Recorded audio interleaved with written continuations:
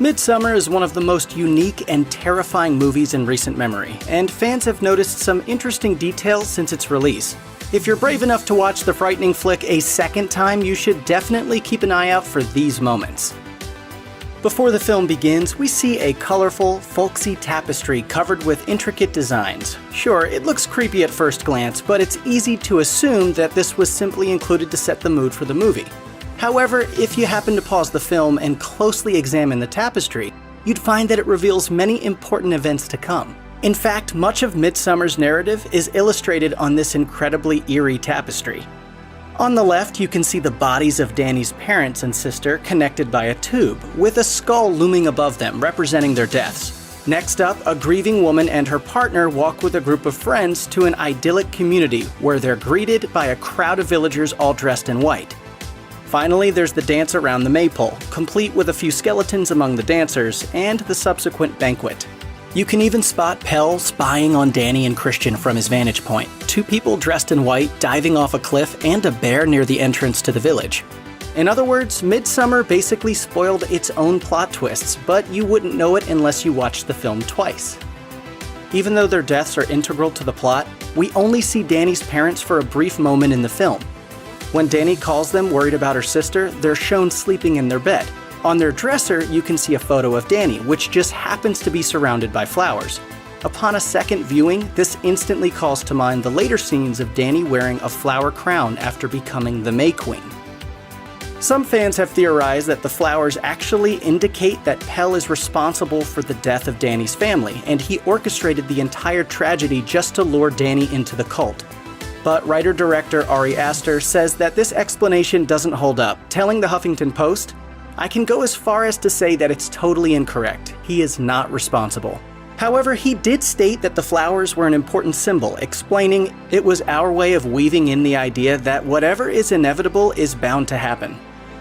Although Danny's parents barely appear in Midsommar, there's a brilliant little detail included in the moment where we see the doomed couple in bed. Hello, you have reached the Arda residence. When their answering machine picks up Danny's call, you can hear their recorded message state that their last name is Arder. Why is this significant? As it turns out, the Latin word Arder loosely translates to heat or to burn. Not only are Danny's travel companions burned in the sacrificial fire in the final scenes of the film, this fire also represents a sort of spiritual rebirth for Danny. Whether she descends into madness or finally experiences true catharsis after grieving, there's no denying that by the end she has gone through a dramatic change. It seems like Aster chose this particular name to emphasize that Danny's path has been set from the start. In some sense, even before she met Pell and went to Sweden, it seems that Danny was always destined to be the May Queen and join the Haurga. Despite the flames, it's chilling to think about. While watching Midsommar for the first time, it's easy to blink and miss all of the clues and symbols hidden within the background artwork. But upon your second viewing, look closely. When it comes to Ari Aster's sets, there are no accidents, and all of the artwork reveals hidden details about the horror that's going to unfold. After witnessing what happened to Danny's family, we see how her life plays out in the aftermath. She spends much of her time isolated and sleeping in her apartment. In one scene, she's shown napping on her couch right underneath a painting that actually gives us a peek at what's coming later. In the painting, a girl wearing a crown is kissing a brown bear on the nose. This symbolizes Danny and Christian's relationship, and if you've already seen Christian meet his end in the bear suit, there's no question as to why this painting was chosen. And similar imagery warns Christian of what's ahead for him shortly before he is sacrificed. While he's sitting in Siv's house, he's staring directly at an image of a bear on fire. Så mange hoteller, så lidt tid.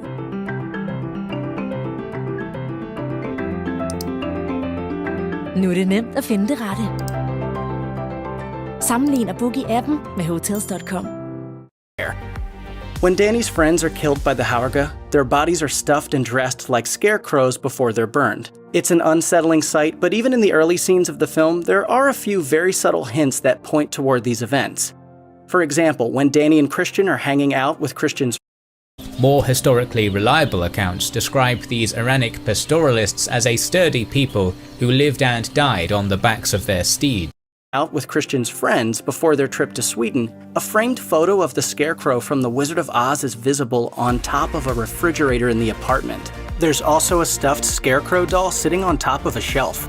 Speaking with Vulture, writer-director Ari Aster said that his film was, quote, "The Wizard of Oz for perverts," and during It seems impossible that we would forget genocides of entire people, but events like the Assyrian genocide show us how fickle human memory can be. Also called the Saipho, meaning the sword, the Assyrian genocide was one of 3 mass campaigns of extermination waged by the Ottoman Empire during the First World War. Alongside the more famous Armenian genocide and that of the Greeks, hundreds of thousands of Assyrians lost their lives in racially and religiously motivated atrocities at the command of the Ottoman government between 1914 and 1918.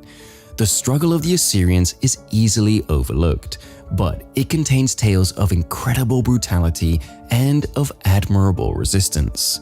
Today, on A Day in History, we look at how the atrocities of the Saipho unfolded, the deplorable ways that the out with Christian's friends before their trip to Sweden, a framed photo of the Scarecrow from The Wizard of Oz is visible on top of a refrigerator in the apartment. There's also a stuffed Scarecrow doll sitting on top of a shelf.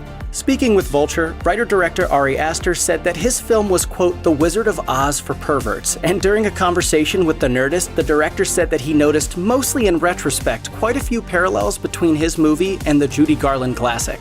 Both are stories of young women who travel to a strange new world along with several bumbling sidekicks and find themselves during the journey. Plus, the color scheme even changes when Danny shows up in Sweden, switching from darker tones to much brighter hues. When Danny expresses her distress over watching the gruesome Etestupa ceremony and begins packing up to leave, Pell steps in and tells her that he understands why it was so upsetting for her. He reveals that he also struggled with grief after his parents died in a fire. The first time you see Midsommar, it's easy to assume that Pell does genuinely relate to what Danny's going through. Clearly, he lost his parents in a tragic accident too, and he's just trying to empathize with her, right?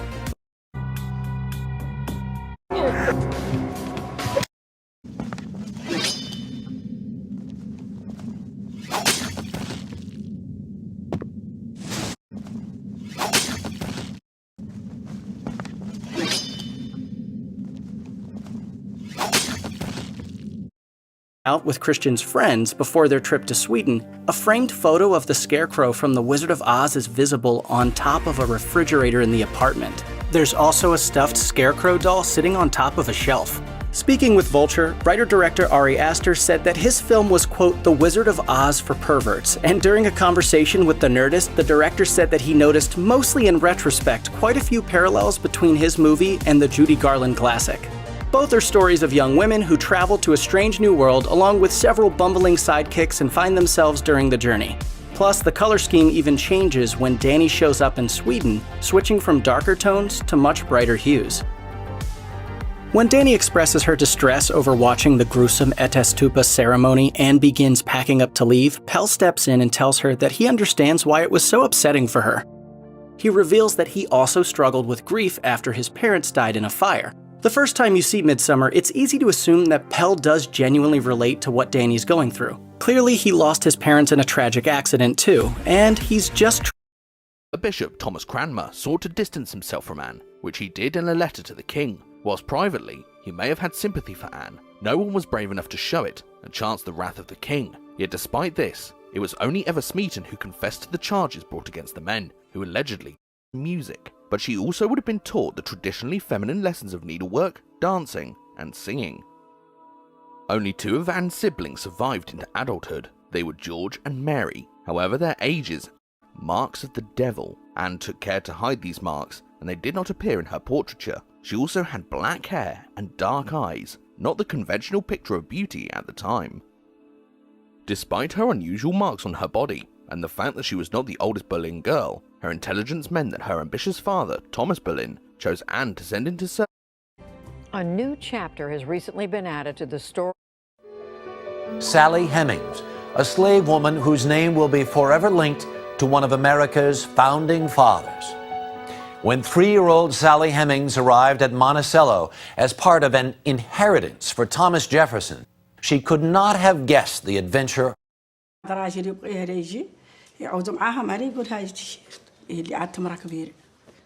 وثانية نبغوها أصلاً المرأة ما تعود إلا دافعة، المرأة ما تعود سمين.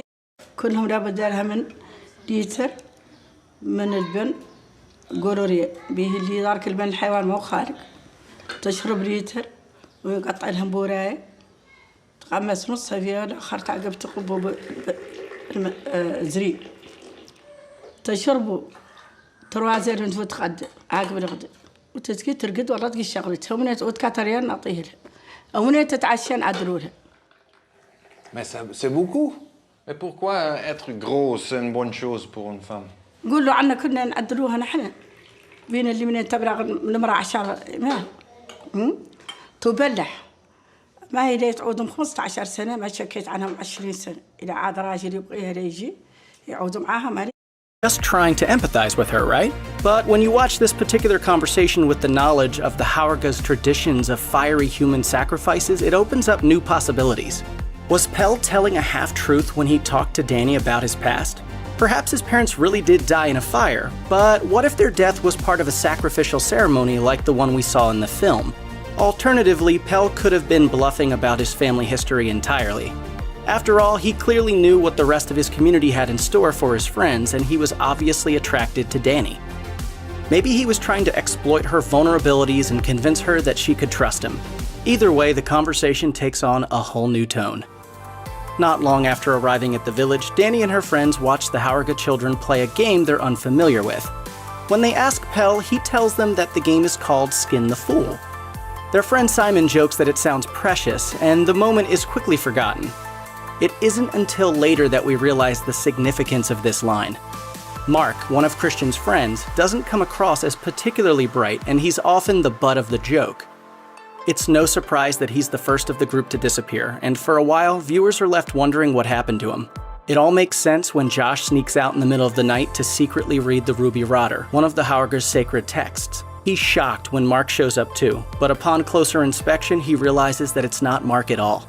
It's a villager by the name of Ulf wearing Mark's face as a mask. As it turns out, Skin the Fool wasn't just a children's game.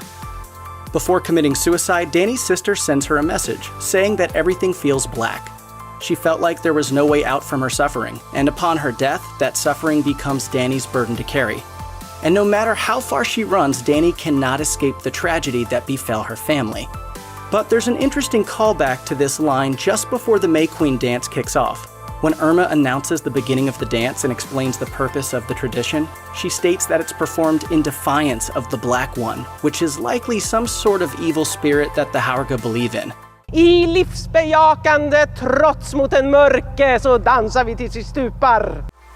Danny appears liberated as she dances, and she's embraced by the Haurga women. Dancing doesn't free her from her grief entirely, but for a while she's completely absorbed in so it's all too easy to miss what's going on in the background. But if you look past the procession of the Haurga and into the woods, you'll see the face of Danny's sister clearly visible among the trees. While the American and British characters talk to each other in English, the Haurga mainly speak Swedish throughout the film.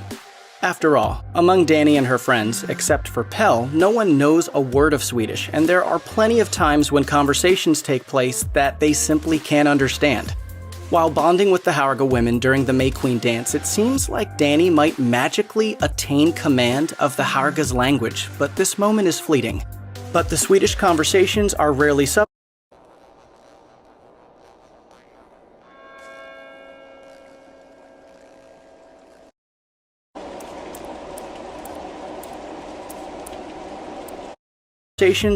subtitled for the benefit of the audience.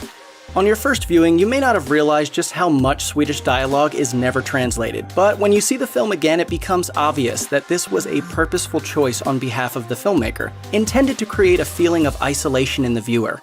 The characters don't Yeah, that's it.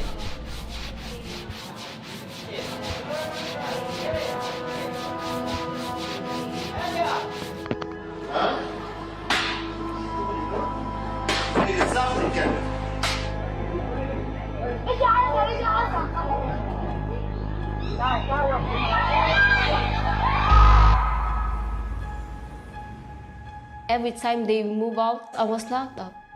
They don't see me like I'm a human being.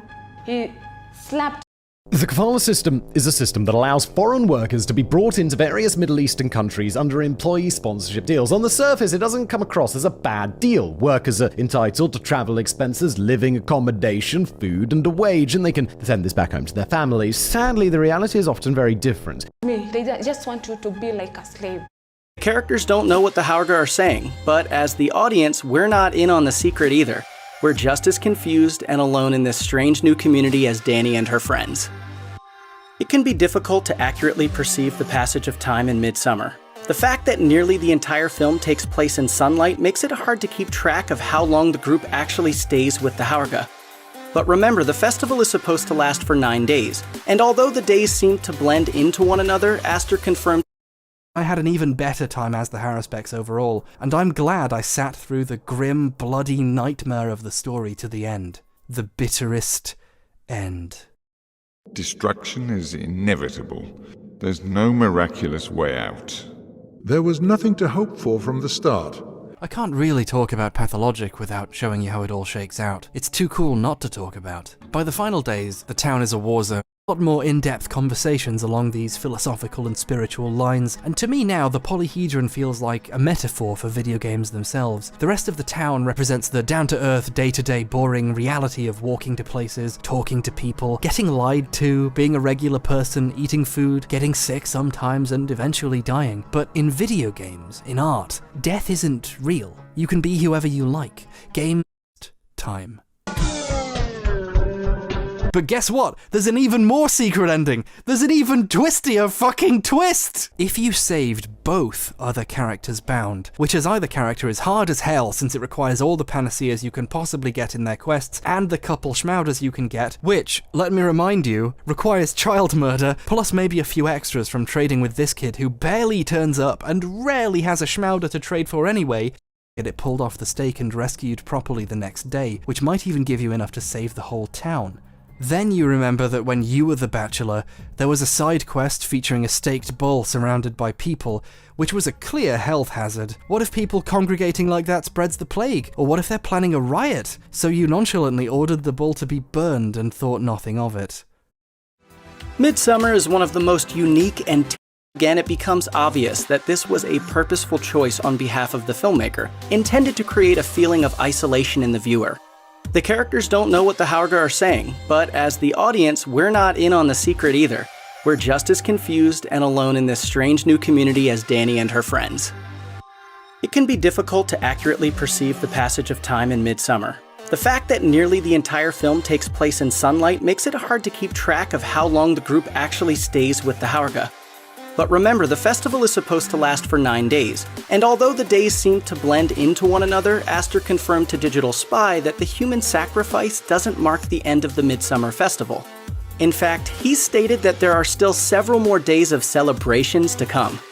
On your second viewing of the film, you might find it easier to separate when one day ends and the next begins, which opens up new questions about what happens after Midsummer's fiery ending.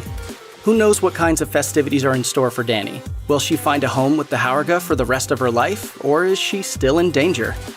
Check out one of our newest videos right here. Plus, even more Looper videos about your favorite movies are coming soon. Subscribe to our YouTube channel and hit the bell so you don't miss a single one.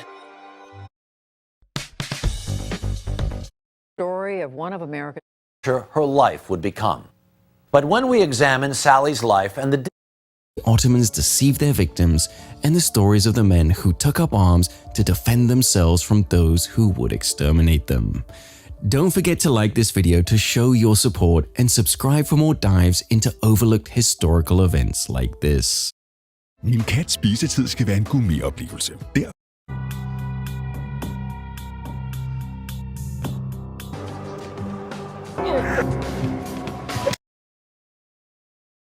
Ottomans deceived their victims and the stories of the men who took up arms to defend themselves from those who would exterminate them. Don't forget to like this video to show your support and subscribe for more and Armenians, who would then fight alongside Russian soldiers when the Russian campaigns in the region began later that year. Russian forces managed to capture several Assyrian towns from the Ottomans in November, but when an Ottoman counterattack recaptured them, the deplorable ways that the Ottomans deceived their victims and the stories of the men who took up arms decades before the genocide. In 1895, Assyrians were among the victims of the waves of violence that killed thousands of Christians across the empire, and they faced regular discrimination in law and public life. Violence from Turkish authorities and Kurdish raiders continued throughout the early 20th century, with land seizures, forced... He goes, "What's this?" And they said, "Oh, yes, you must respect our tradition. Tomorrow we will burn this Indian noble has died, and tomorrow we're going to burn his wife." And I think we, the United States, lost a huge opportunity in Afghanistan by doing something just as bad. I'll tell one story. Back in 2017, when I was really pushing the Trump administration to change the strategy in Afghanistan, I wrote an op-ed, and Trump saw it, and he wanted to do that, but really the Beltway National Security Clique said, "No, hell no, that's a terrible idea." Everything I recommended was based on what worked for the East India Company for 200 years, which was better to employ people than to fight people. 2, if you're going to do security, you have to have locals, but you have to have locals led by professional expats, effectively like training wheels to keep the bike upright. And I was speaking at the Henry Jackson Society in London, which is like a...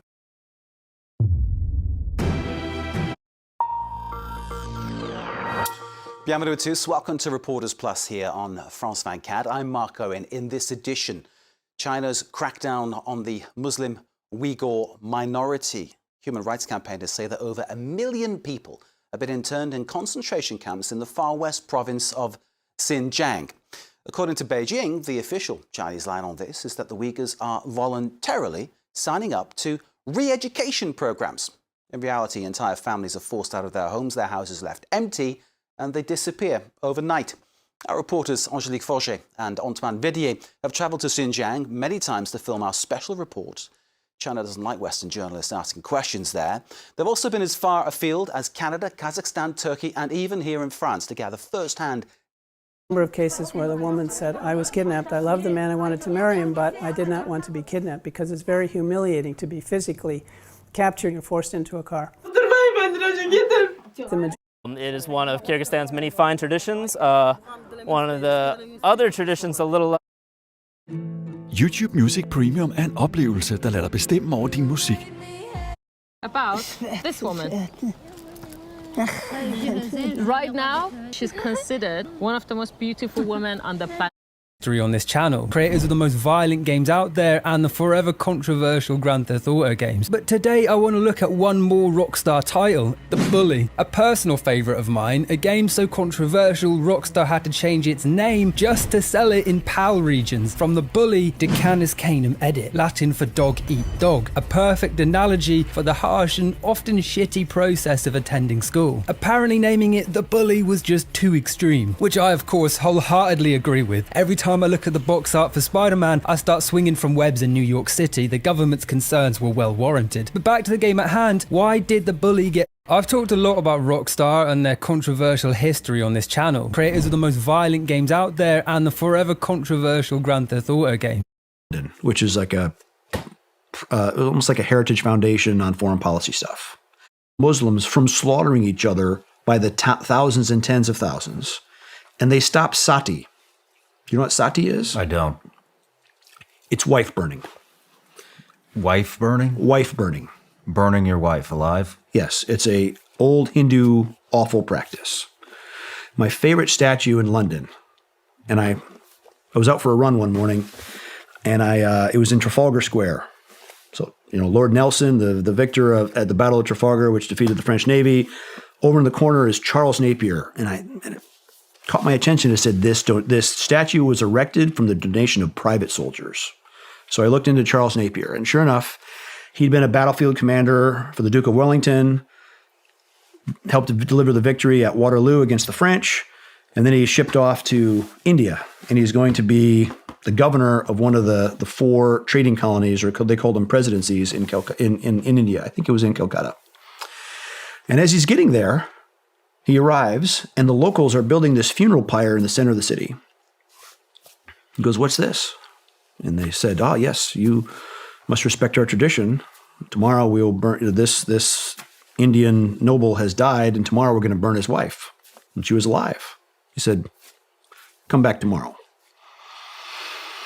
So that night, he had his East India Company forces erect a gallows surrounding that funeral pyre. And he said, "I will respect your culture and you will respect ours. In our culture, if you burn a woman, you're a murderer, and I'll hang every one of you if you touch her.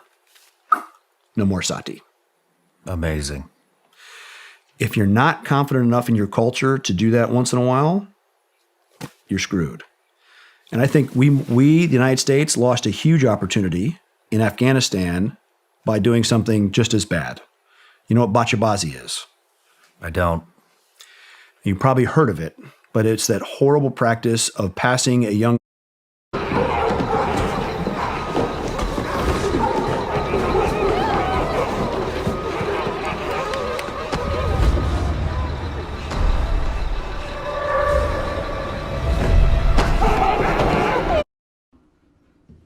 Alfred, blessed day. Please, come on up.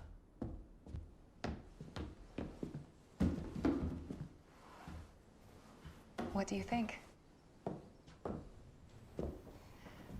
I know that we're still in such early stages, but I've been wanting to clean this room out for...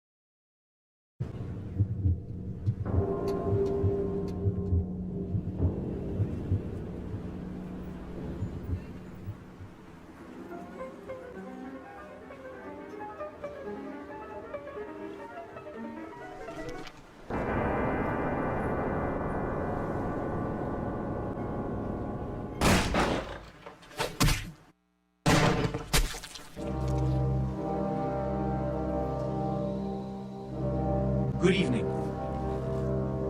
My fellow kindred, my apologies for disrupting any business or interfering with prior engagements you may have had this evening.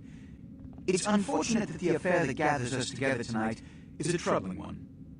We are here because the laws that bind our society, the laws that are the fabric of our existence, have been broken. As Prince, I am within my rights to grant or deny the kindred of this city the privilege of siring. Many of you have come to me seeking permission, and I have endorsed some of these requests. However, the accused that sits before you tonight was not refused permission. Indeed, my... If George too, if I could.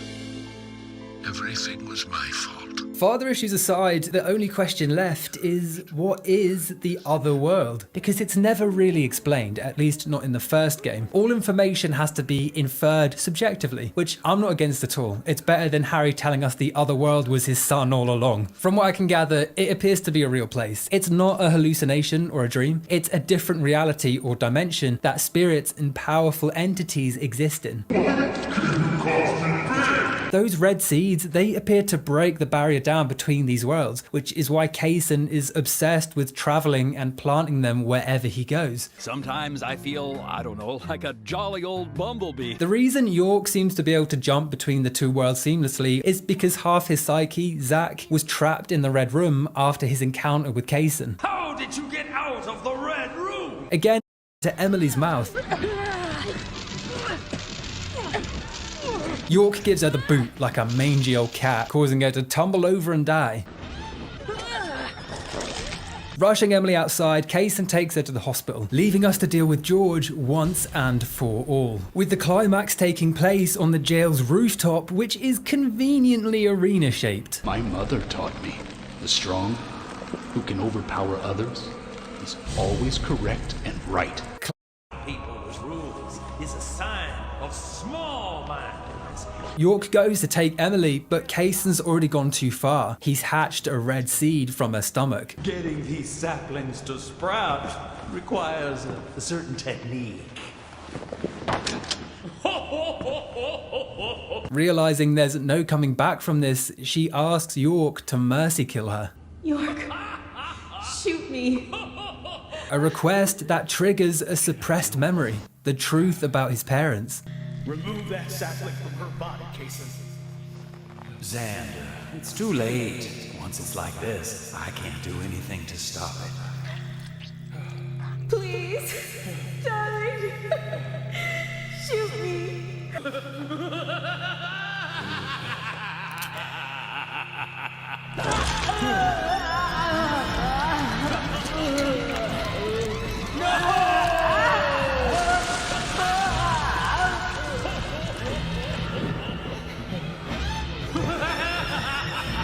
York's father wasn't the cold-hearted killer we were led to believe. He was in the exact same situation York finds himself in now. This room out for quite some time, and the light here is so beautiful in the morning.